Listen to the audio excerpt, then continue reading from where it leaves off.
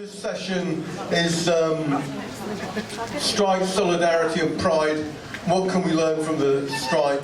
And I want to kick it off with someone who I didn't know 30 years ago, but I was really very well aware of the work that Mike Jackson did. One of the founders of Lesbians and Gays Support the Miners, and I think that was a little group.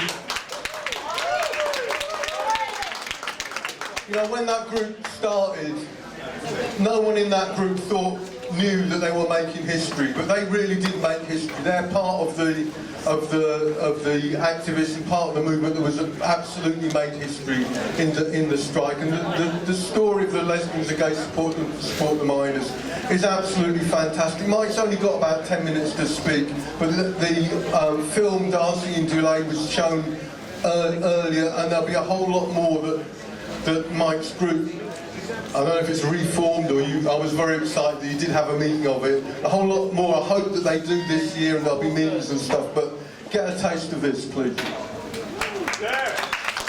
Thank you. And I think earlier on that actually there's one group of people we haven't kind of said hello to today, and they're going to be people who are wriggling here, squirming because they're in the closet. And I know what it's like to be in the closet, so if you want me to help you afterwards, come speak to me, or one of the miners perhaps. That's an appeal to anybody from MI5 who's in the closet. Just meet me outside and I'll try and help you. Just give you a little bit of background to what was happening to lesbians and gay men in the 70s and 80s. I came out in 1974, by the way. And I very quickly realised that there were two types of homophobia. The majority case was people whose homophobia was just largely based on ignorance. They'd never actually met lesbians and gay men before. And so I quite routinely got used to meeting people like that, and once they realised you hadn't got two heads, the homophobia just melted. And that's exactly the same today. There's another type of homophobia, though, where the homophobia is absolutely deep-rooted and toxic. And I've never met, and it's always men, and I've never met one of them once without thinking, and your problem is, darling? So, let's just go back to the 70s. First of all, there were the gay news trials, which spearheaded by Mary Whitehouse and Lord Longford and the Festival of Light, invoking the blasphemy laws of the 19th century and successfully closing down probably our only gay newspaper at the time, Gay News, and sending Dennis Lemon, the editor, into terminal decline, poor man. The age of consent, of course, then, was 21 for gay men. The police were using agent provocateur, sending good-looking policemen in plain clothes into public toilets and entrapping gay men. By the early 80s, AIDS was making its presence felt in Britain. And then during the strike itself, there was a raid on Gayserworth Bookshop by the Customs and Excise, whereby they seized a lot of the stock of Gayserworth Bookshop on the premise that it was obscene material. And this is like books by people like Graham Greene. Rugby Council decided to ban the employment of gay men, well, lesbians and gay men, just because they could. And of course the media portrayal of lesbians and gay men was terrible at the time. I remember when Thatcher got in 79, I was a student, and I never forget watching the Francis of Assisi speech and just thinking, what on earth have the British people done? This is insanity. And I never recovered from that, really. I mean, I just kept angry and beside myself in my anger. And I heard somebody say recently, I think it was round about when Thatcher died, he said, I still hate Thatcher. I hate her as much today as I ever did. And you know, sometimes I get up a bit early in the morning so I can spend more time hating. And I so identified with that. So when the 84-85 miners' strike came into being, there were so many of us who were not miners, but we were part of the working class, who so wanted to do something about it. And this was the light, this was the opportunity that we knew we had to try and get rid of this government. I personally think that, in a sense, the government shot themselves in the foot with the sequestration, because in forcing communities who supported the mines to twin with individual mining communities, it forced kind of personal relationships. And I think for LGSM, for Lesbians and Gay Support the Miners, that actually really worked in our favour. We didn't get going until about June, and how that came about is I used to work as a volunteer on Lesbian and Gay Switchboard with Mark Ashton. Mark was a wonderful firebrand of a man. He was adored by everybody. He was a right bloody nuisance as well. Good looking. And he was a communist. He was General Secretary of the Young Communist League.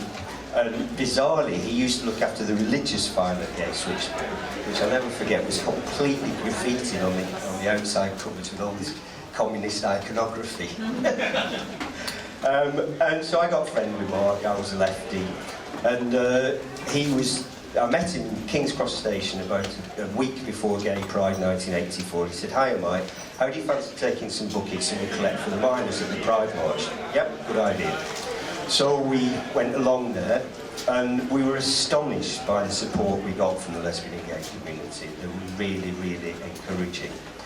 And quite separate to what Mark and I were doing, that evening, the rally afterwards in Mallet Street, Labour Campaign for Lesbian and Gay Rights had invited a young Kentish miner to come and speak. Again, it was standing room only. It was unbelievable how packed that room was. So Mark just said to me afterwards, "We're onto something here." And so he put a little advert in Capital Gay, which is a freebie newspaper that replaced Gay News.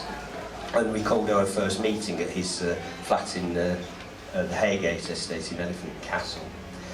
And we decided that what we would do is make weekly collections outside, largely outside gay pubs and clubs, also outside Gays Work bookshop in Bloomsbury. I was made secretary of the group. I was never much of a public speaker. I was an organiser and I was very good at that, but public speaking, I'm reasonably holding two hands together, as you wouldn't believe how much I'm shaking right now. And so we went outside pubs and clubs, and eventually we collected about 500 quid. Then there was a small question of who would we support, which mining community, and there was a lad in the group who came from South Wales, and he said, "Well, you could support my community, which is Neath, Delice and Swansea." Delice, by the way, there's an S in here. So I remember writing this letter saying there's this bunch of queers in London who want to support you, give you some money. And I remember posting it and thinking, that's going to be interesting when that lands on the front doorstep. And it was interesting. No, we couldn't send the money down to them. They wanted to send somebody up to meet us, so that was a good beginning. And we met David Donovan, Di Donovan, outside Paddington Station by the zebra crossing. So good stuff. We didn't wear green carnations. And Di took us we went into a local cafe, and the three of us went to meet him. We asked him about how it was going down there, and he told us about the hardship. And it's a particularly difficult area, that, because of being South Wales, it's very hilly. So things like getting the food supplies and firewood around to different people's homes was quite a challenge for them, because it's separated by several valleys and it's difficult terrain. He asked us about what we were going through, so we explained problems that lesbians and gay men were having. And we asked him if he'd come to the Bell pub in King's Cross that night for us to present the cheque to him.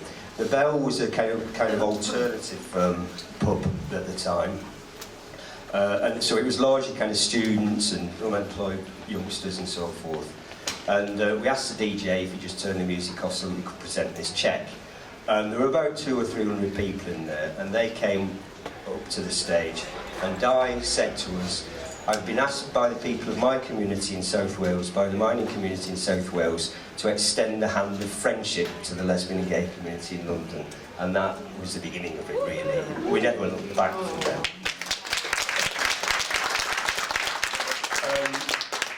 He also invited us to go down to Wales, so in the October we organised two minibuses and my mate Tim's clapped out Volkswagen camper van. And 27 of us went down to South Wales. And one thing I'll never, Michael, do not blub. One thing I'll never forget was that night when we went to the Miners' Welfare Hall, and we were quite conspicuous, young lesbians engaged from London, all wearing charity shop chic. And we walked into the Miners' Welfare Hall, and there were other supporters there. There were Fleet Street printers there, there was Haringey Nalgo there, and various political parties. And when we went into the main welfare hall, there were already 200 or 300 people in there, kids running around, families, grandmas, granddads. And as we walked in, the general kind of volume of conversation dropped, and it was one of those moments, what's this about? And then one person started clapping, and within seconds, they all stood up and started clapping for us. And we were just looking at each other thinking, this is amazing. And for me, as a lad from a Lancashire working class background, it really did feel like I was coming home. Yeah, at last, I could be in a working class community, my community, and be accepted as a gay man.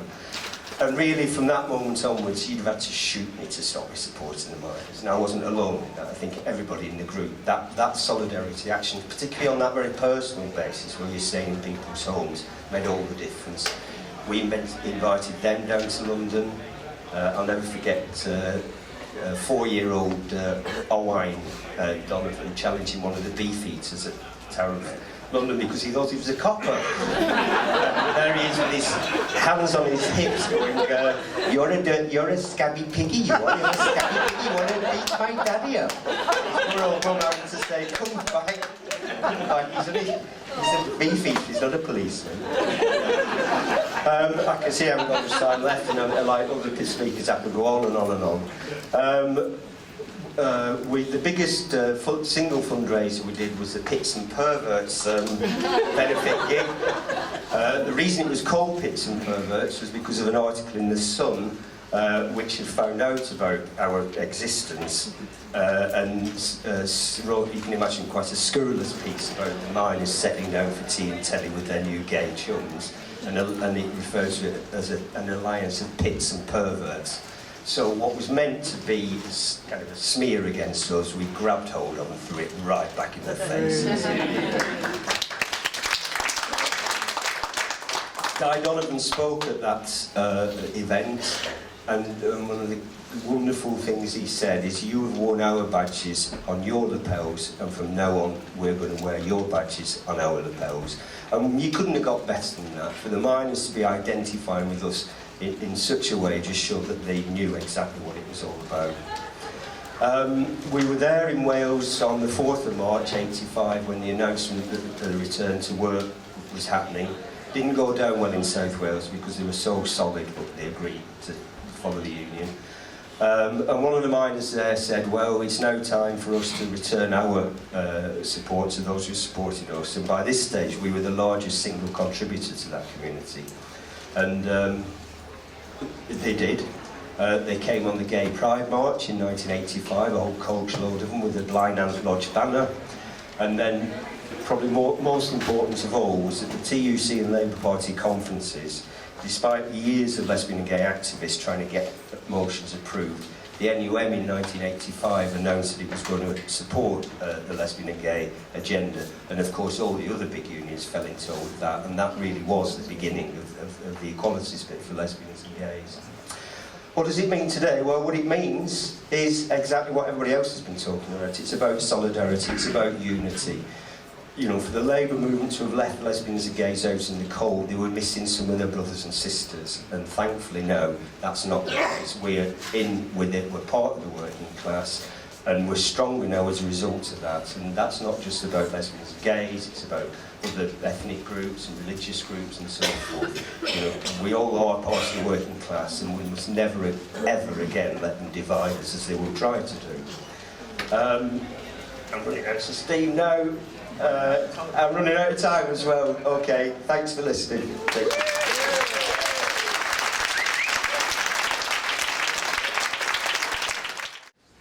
Thanks everybody.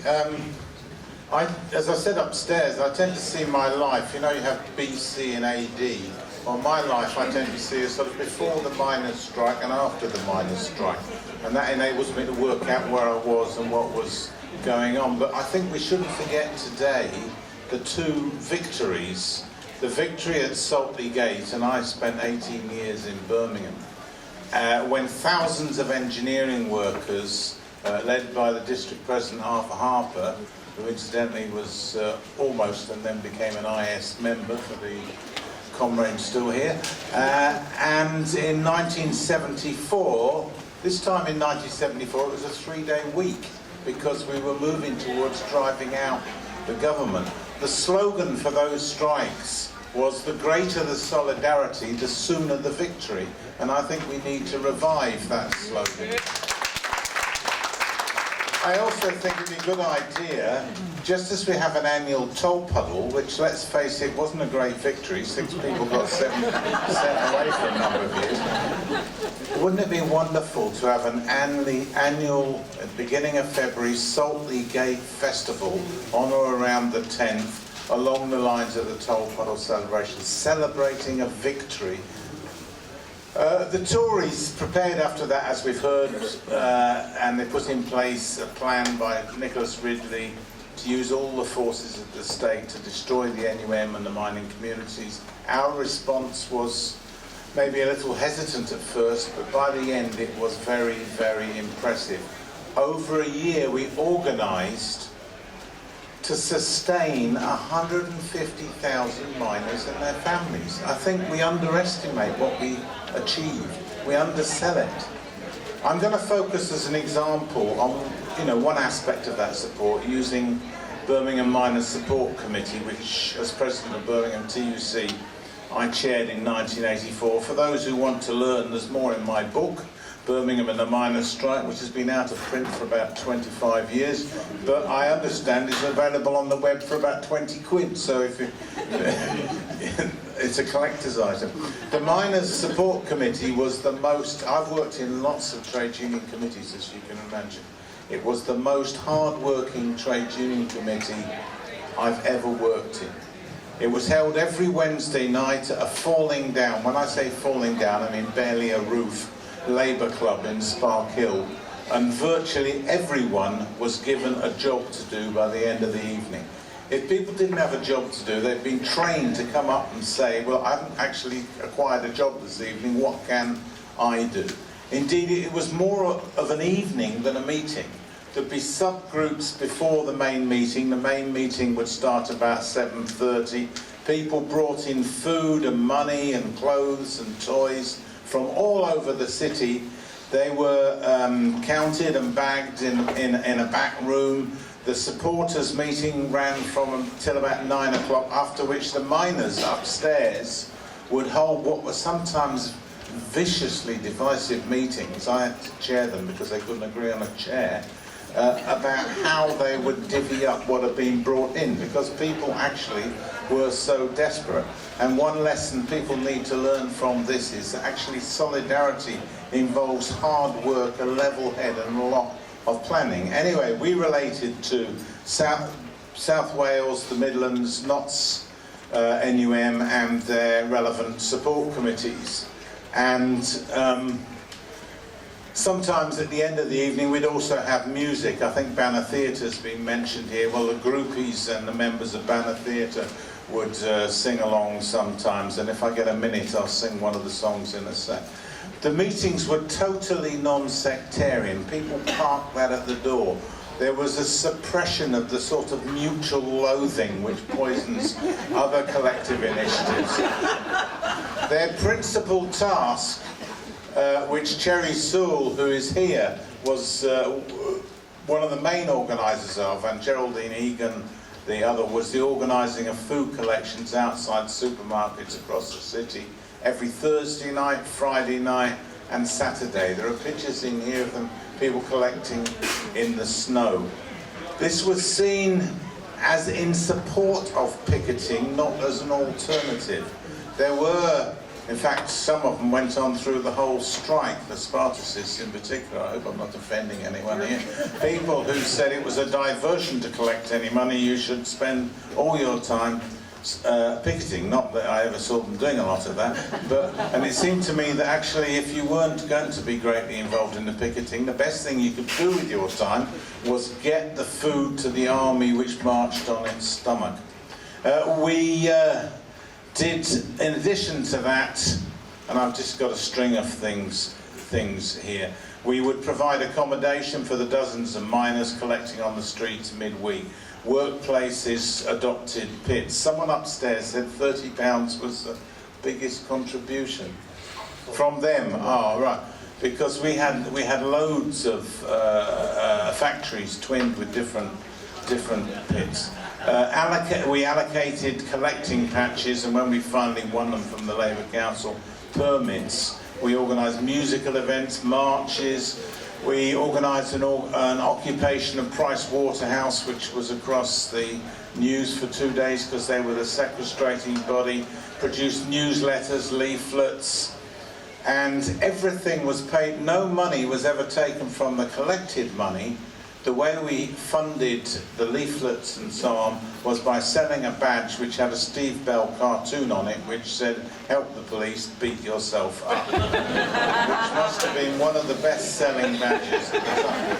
We were supported by a Centre for the Unemployed, which we just set up, and the Trade Union Resource Centre, which had this old printing machine where Anita Richards would work something like 23 hours a day churning out leaflets for different bits, different people campaigning, and so on. Now, one aspect I particularly want to focus on is the singing, because it's not always covered, and in the tradition of the Wobblies, it boosted morale on the picket lines, it brought out the street poets, and raised phenomenal sums of money. On Saturdays, busking or collecting between Marks and Spencer's and Dorothy Perkins on Union Passageway in the centre of Birmingham, we would raise 1,000 quid. The songs didn't have great lyrics. They weren't like the mining disaster songs, which could wring the tears out of you, but they were kind of linked up musical slogans to get the message across within about 10 paces as someone walked from there to there, that we were supporting the miners, we wanted them to give us something before they got to there and went on their way. I mean, some of the lyrics initially came from the picket lines, so you had fly, picket, fly, fly, fly. Don't let the chance pass you by, by, by. We'll win through just like in 72. So fly, picket, fly, fly, fly. I've been through the books of the books of, you won't be clapping in a minute, the books of the buskers' songs, and it's astonishing how many of them asserted, "We will win, we will win, we will win." They went on like that, and of course there was, "I'd rather be a picket than a scab. I'd rather be a picket than a scab. I'd rather be a picket, rather be a picket, rather be a picket than a scab." And you won't find her by the kitchen sink. You won't find her there at all. Oh, she's gone down to the picket line. She is fighting for us all. Well, we'd be singing these for about 5 hours. It wasn't always that subtle. Those were the subtle ones. What shall we do with Margaret Thatcher or Ian McGregor or anyone we didn't like? To which the chorus was, "Burn, burn, burn the bastards, burn, burn, burn the bastards." Anyway, in the city centre, we used to sing to Bella Ciao, "We're collecting for the miners. We're collecting for the miners and their families." And then the police came over and said, "I've heard your song. This is an illegal street collection." So we said, no, you've misheard. You misheard. What we actually sang was, we're not collecting for the miners, we are busking for the miners, because the city council had decided that buskers were good for people coming into the city. So busking was legal and didn't need special bylaws, but collecting you could be done for. Anyways, this particular policeman, who you hear a bit more about, scratched his head, went away and said, you haven't heard the end of this. So the next week he came back and we were prepared. I think Fran spoke earlier, Frances Rifkin. She brought a tape recorder, and there's nothing, just a tip if you don't know, there's nothing the police hate more than being taped as they're trying to move you on or whatever. And the inspector came over and said, look, I've got it, you're not collecting, you're busking, that's right, well done officer, yes, that's true. He said, but you are causing an obstruction.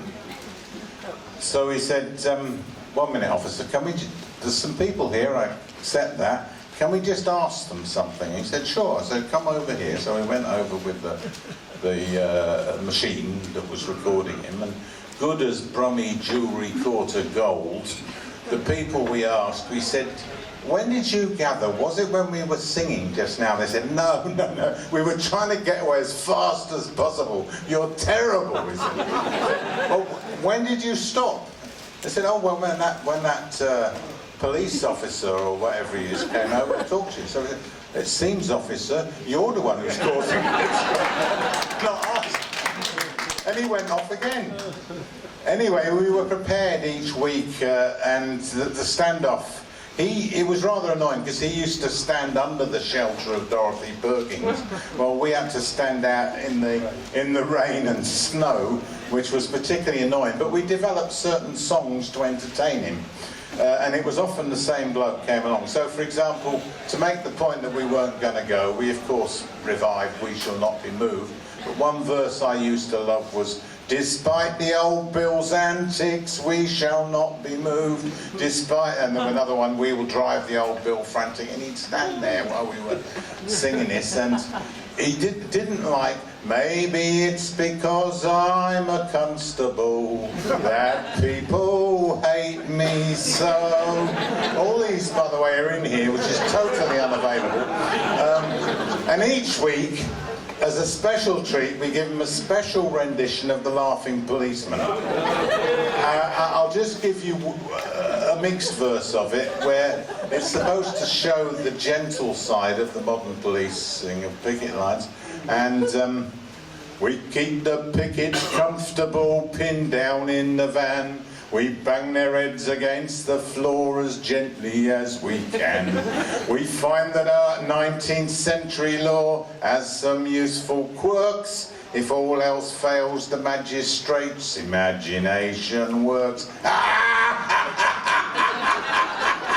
And you'd have the people of Birmingham walking by going, and he was still standing there underneath Dorothy Perkins. Anyway, it was war, as we've heard today. They arrested over 10,000. I've heard it's 11,473 or something this afternoon. And they were desperately trying to pin charges on Scargill. And Scargill at the time, for those who remember his appearance, was developing a pate, I think is the phrase. He was losing a bit of his hair, and so we jokingly said he disguised himself with a rather long flick over to cover his balding head. And one of the verses we used to sing was, they finally got Scargill. This is Good Night Irene for musical people. For flouting the criminal law, offences against the Hairstyles Act, section 104.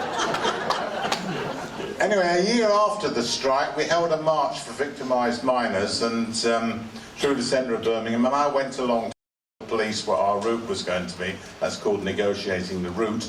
And I asked, well, how is Chief Inspector Postins?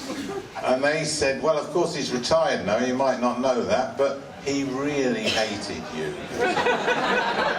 After you all packed up on a Saturday, Yeah, job done. he'd come back to the Nick to write up a report detailing all the songs you've been singing in case he could put together a case. So, in the files of the Nick in Steelhouse Lane Police Station in Birmingham is a treasury of verse which has yet to be unearthed. Anyway, Postins, he also did some picket line duty, Postins, he didn't distinguish. He was pretty mad when he discovered a snowman in the driveway near the picket line at Door Mill Colliery. So, as he approached it with his Range Rover, he accelerated and squashed the snowman. And the pickets were pretty upset about this, but respecting his desire that it shouldn't be obstructing the road quite so much, they built another snowman the next day a little bit closer to the curb and put a police helmet on it just to attract Postins' attention. Anyway, he came along again, he accelerated, and there was the sound of crushing metal as his bumper wrapped around the metal bollard which the snowman was built on. And Manor Theatre sing a song which has a chorus, Silly Chief Inspector Postins. It was a tough, tough strike, and we all suffered when it was lost. I was going to sing you a verse of a variant of Blowing in the Wind, but I won't bother for it now because I want to sing, if I may, just one quick song about the end of the strike. People ask me now why I'm involved in Greece solidarity work, which I am, and the reason is the same. They're being hammered, but they've organised 24 general strikes and they're still fighting back. And just as they were then applying the shock doctrine to a section of our class, now it's being applied to destroy a whole country in terms of Greece. I promised Bridget and Rose, is Rose here or is she upstairs? Yeah, they might join in, you never know. Yeah. It's very important to remember there were a lot of laughs in the miners' strike as well as some rather serious business. Look, I'd ask you to remember I'm really a toppy, that's a trade union bureaucrat. I'm not a guitarist, there has been no sound check. I don't know whether we'll need that, let's see how it goes without it. This is the current Banner Theatre show. This is the last song they sing at the end of the show, at least it was last time I saw it. They may have moved it around a bit. And the story to this is that in King's Heath, where we put up miners, we had an attic and there were always 4 miners. In fact, the whole house always smelled of a combination of chips and fruit. Which to me is the enduring smell of a miner's strike. And they were going home for the last time, and lots of people around us have been involved in support, and also the Mardi boys stayed around the back as well. Incidentally, they all both got all presents every Christmas. But I started this song because we all cried in the street. And I started this song then. I've never really finished it, but you'll forgive that, I hope. We'll always remember the year of the strike and the 5th day of March, 85. They can say that we lost, they can say what they like, but we had the year of our lives, and we've no regrets, we've no regrets. The flame continues to burn. We won't forget, we won't forget. United we will return. If Bridget and Rose want to make their way up for the next chorus, we all fought together.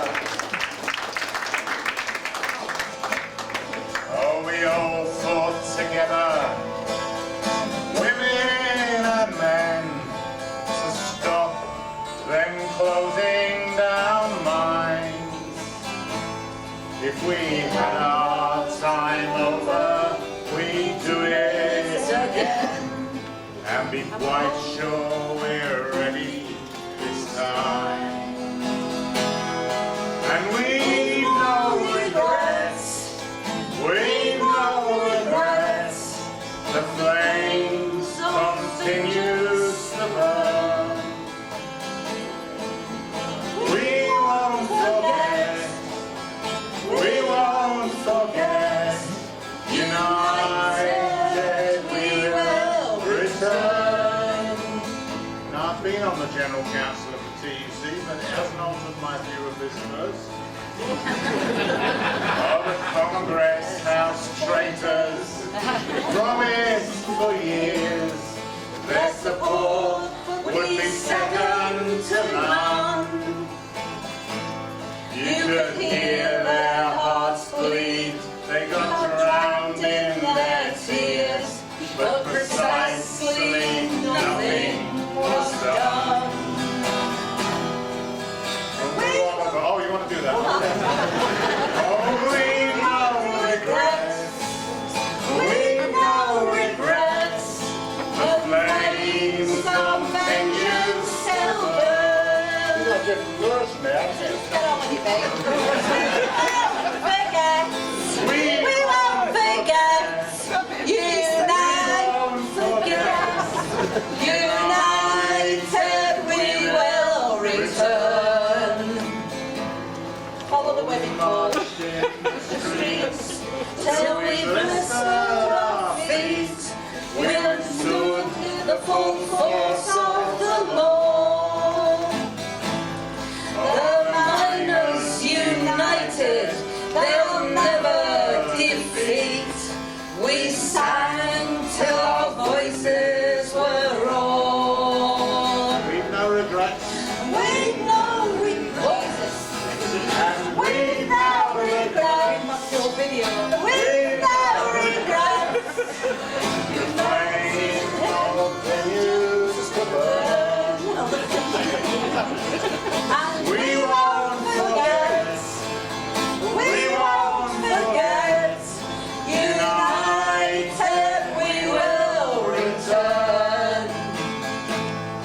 With their truncheons And horses, they opened our eyes. You hold on to what you can defend. Comrades in struggle are comrades for life, and solid and true till the end. and we've No regrets. We've no regrets. The flames on the news to burn.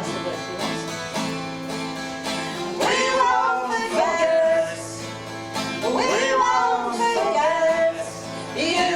United we will return. last one. The smug commentators can peddle their lies. We're proud that we form picket lines.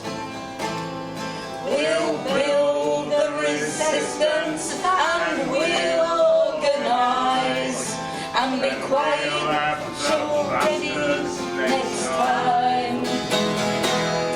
'Cause we've no regrets. We've no regrets. Now your verse. The flames of vengeance still burn.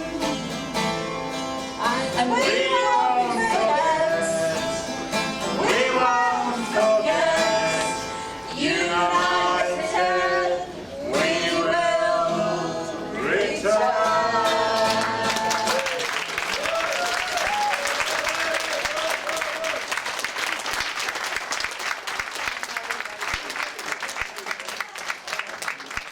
The next speaker in this session, before we open it up, is Karen Reissman, who all those years ago was a young Manchester nurse, and the Manchester nurses and the Yorkshire miners kind of hit on something together in terms of solidarity and organising and were an inspiration to me when I was a journalist on Socialist Worker all those years ago. So I'm going to let Karen talk about that and talk about what's going on today. Over to you.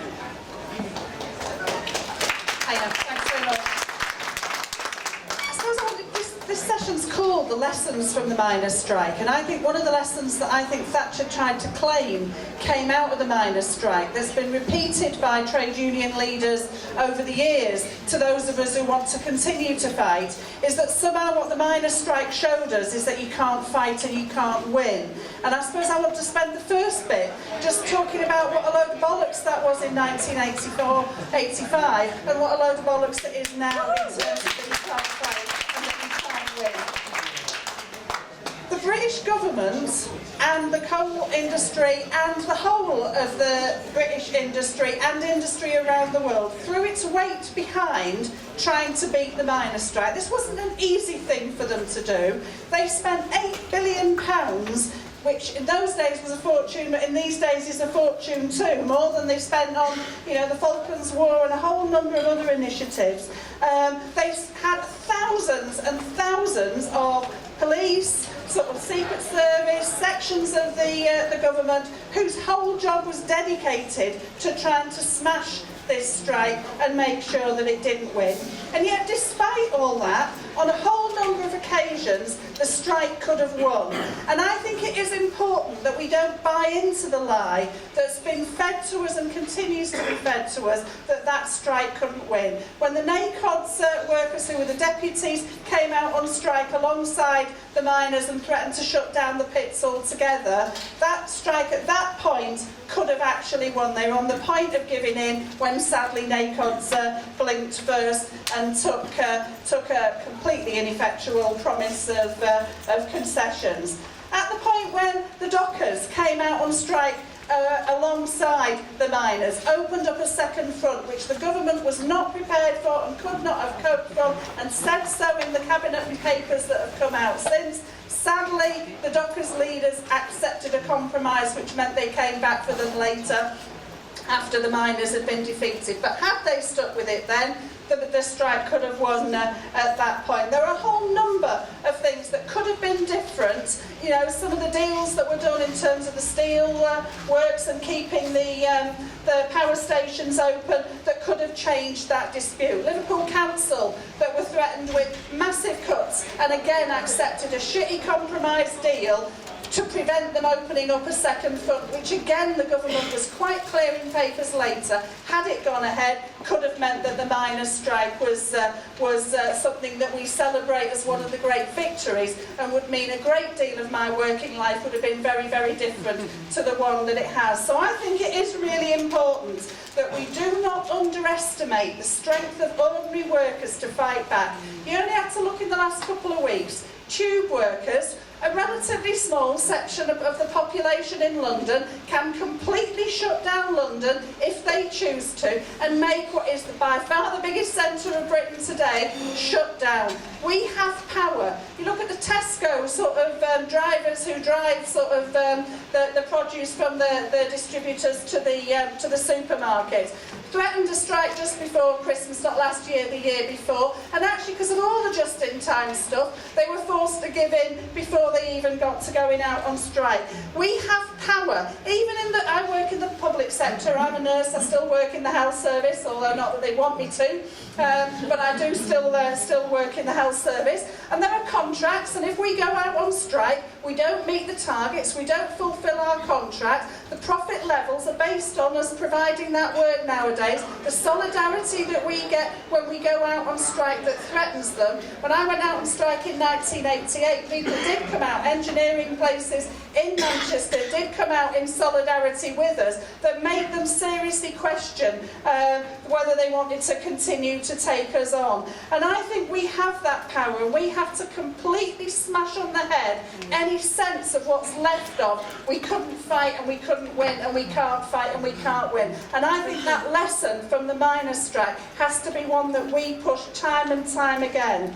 But I think the second lesson that we have to push is partly about why it did lose and what makes a difference. Because I think there was someone who spoke in one of the sessions earlier who talked about trade union leaders not mattering, and I just don't think that's true. I don't think they're the be-all and end-all, but I do think we want trade union leaders. If we had a set of Arthur Scargills running my union, Unison and the other unions at the moment, I think we might be in a different position over the pensions dispute than the one that we're in now, 2 years on, where they sold us down the river. And I think even now, when they make calls, because the working class at the moment are not confident of acting independently, I think they're very, very angry and very worried about their future, but are not particularly confident about acting independently, then wherever trade union leaders do make calls, I think it is important that we use those in order to try and get people out active and build people's confidence through doing that. And I think it's a mistake to underestimate the importance that those calls can make from union leaders. But fundamentally, it is about what we organise on our side, and I think I benefited from my time as being a trade unionist. I started work in 1982, and the fact that from 1984 for a year we did weekly collections where we went round the wards of the departments and collected £1 a week off everybody, week in, week out. We had people who collected for us, so we collected off them.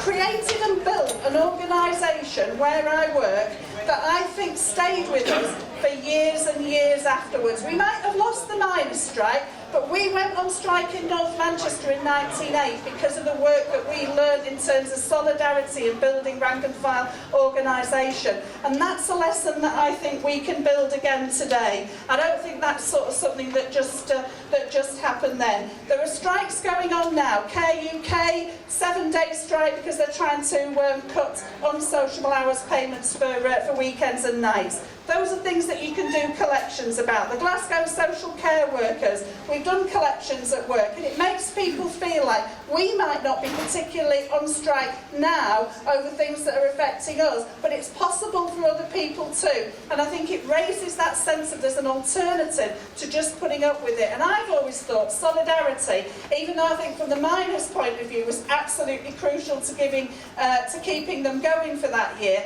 was probably more important for those of us who did it in our own workplaces and came out on strike for what we could build afterwards. It's not just an act of charity, it's about building your organisation where you are. So you look at SOAS and the migrant workers who are cleaners in the college, just I think fairly close to here.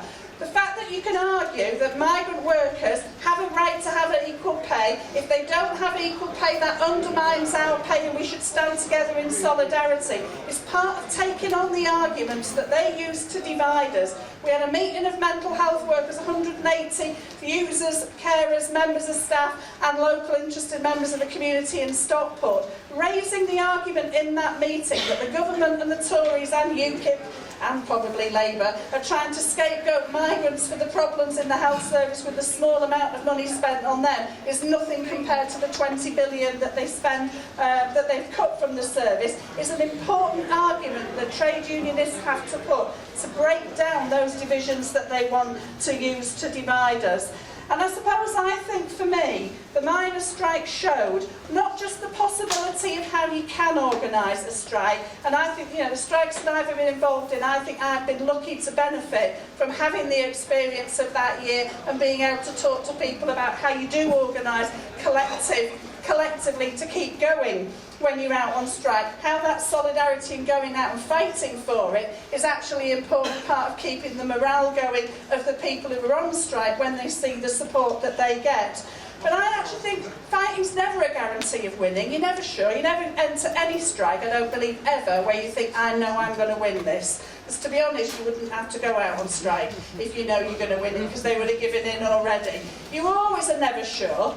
But even when you lose, what you do is you have established the sense of it's not a walkover. Margaret Thatcher could not come in the same way that she wanted to because of the price she had to pay, because of the resilience of the people in the miners' strike. And that's true whether it's a small strike or a little picket or a petition or a collection, as it is for the big strikes that we have. And I think that's the task and the lessons that we can take out of the miners' strike. We need to build that fight at home. We need to fight for our trade union leaders to be more left-wing. We have to take every opportunity that they give us to make the strike further, because to be honest, there is a world to win. And the other thing that I think I loved about the miners' strike is it gave you a sense of they think they run the world because they're the only people who can do it. Well, they run it in a shit way where we start. Even when we've got no money, we do better, we can organise better, and it shows that another world is possible that we need to fight for.